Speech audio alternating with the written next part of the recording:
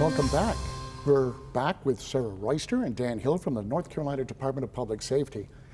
And I have a lot of jobs I'd like to sign up for. So we're going to talk after. But I would like to talk a little bit more from maybe the viewer's standpoint. They might be excited about this, but they're going, well, gosh, I don't have a 4-year degree, or I don't have this, or I don't have that. I know it's very broad, the umbrella that you represent, and I imagine it's very varied. What can you say to those folks right now, with the positions that are open right now, that, you might be qualified for this position? Yeah, I would just say don't assume that you may not be qualified. There are specific requirements for positions, but those are clearly spelled out, and it could be anything from a high school degree all the way up to a doctorate. You know, as far as the requirements, and sometimes there are experience requirements. So the best advice is to look at our job postings. It's very clearly spelled out what the requirements are for the position, and then determine yourself if you meet those qualifications. Now, the eligibility for these folks, and it's pretty self-determined, I guess. If you go to the website, you can read it. Right. But you had mentioned that there are greater needs in the Department of Safety than other. You brought up the Department of Corrections. You also have juvenile justice. What are some of the things that, well, because of legislation sometimes, you know, it creates a demand that maybe wasn't there a few years ago? Well, in our Division of Prisons with our corrections, we have been granted some funding so that for certain facilities, and some of the ones more locally, Warren, Polk, Hyde, Pasquotank, they do offer monthly pay supplements, and that can range anywhere from $200 to over $600 a month, in addition to your salary, to work at one of those facilities. And there's a number of those facilities throughout the state. So rather than trying to name them all now, those are listed on the job posting if you're interested in some of those areas. And with regard to legislation, December 1st, 2019, the legislature enacted the Raise the Age. And what that says is that juveniles who are between 16 and 17 years old will no longer automatically be considered as adults for certain types of crimes.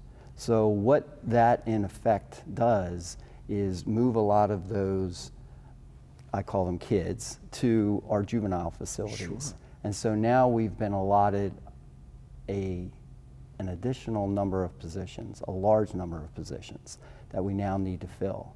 We have needs for our youth counselor technicians, youth services behavioral specialists, juvenile court counselors, and those again are positions where the folks in that division, they really have compassion, and they really want to help the kids become exceptional adults. So there seems to be a bit of a running theme through this, that the people you're looking for are individuals that are a little unique in themselves, because you're looking for people who, for lack of a better word, want to give back, want to have an impact. Would that be true? That is very true. Yeah. With our programs, you know, juvenile justice is not a punitive program. So the goal with our juvenile justice is to be able to give these kids a second chance. And now that we have raised the age, you know, you're not just banned to a life of crime at 16, 17 years old. Right. We're able to provide for you the counseling, you know, the rehabilitation, the home studies, and the schooling skills that will allow you to hopefully get back on track and lead a productive life.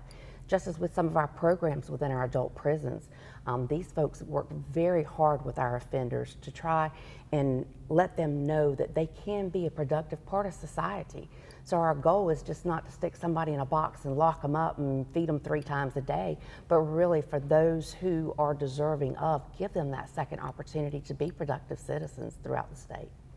How long does the process actually take? If I go online today and I go, I really would like to be an FBI guy or SBI guy. Well, that's going to vary. And again, it's going to be related to the job itself. For an office position, which we have plenty of those as well, administrative assistants or managers, things of that nature, those are processed much more quickly, as opposed to some of the other positions that require to meet criminal justice standards. Then you're talking about background checks, psychological examinations, medical drug screening. So those processes do take a little bit longer, but we're always working to expedite that as much as we can. And with our healthcare positions, we've worked very hard over the last 18 months where we have actually reduced the hiring time, which historically could have been as much as 4 to 6 months, down to 2 to 3 weeks in many cases. Oh my goodness. So we are trying to be a friendlier, more compassionate process because we really do want qualified people coming into the state, and we don't want to discourage them because it takes so long to get onboarded. So we've worked very hard with all the entities to make that a much friendlier process and to bring people on quicker so that we can provide better training and fill the positions that we need to fill and provide the services that we provide. And how big of a challenge has it been for you? We have an economy that's doing well, a lot of help wanted signs, and you mentioned the medical field. Well, my goodness, that has been exploding for years now. Yes. You kind of touched on some of the things you are doing to lure the good people in. Yes. Is it enough, do you think? Hard to say if it's enough. Yeah. Some of the areas that we haven't had difficulty in, suddenly we're starting to have more difficulty, just even within the past few months. So it's a moving target. We're doing the best we can to go out in the field, recruit throughout the state, going to the schools, going to community events. Really, part of it is just better informing the public about who we are and what we do. This sounds like a great opportunity for everybody watching today. When we come back, we'll give you some tips on how to prepare for the career fair that's coming up in March. I believe it's March 18th, so we'll March talk more 18th. about that. Stick around.